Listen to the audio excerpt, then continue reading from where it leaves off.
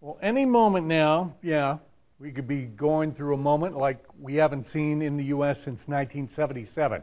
And you could quickly feel the effects of some of the things you use every day. Unless a last-minute deal is reached, members of the International Longshoremen's Association plan to go on strike at ports along the East and Gulf coasts. Emily Schmidt reports on what that could mean for you.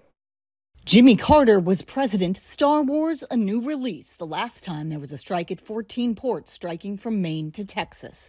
But an impasse between the International Longshoremen's Association and United States Maritime Alliance now threatens today's consumers and businesses. Over $5 billion of wine comes through those ports every year. 70% of our wine imports, most of our rum and whiskey imports, the bulk of our roasted coffee. Thousands of union members walking out would mean no one to handle most of what's coming in at these ports, especially perishables.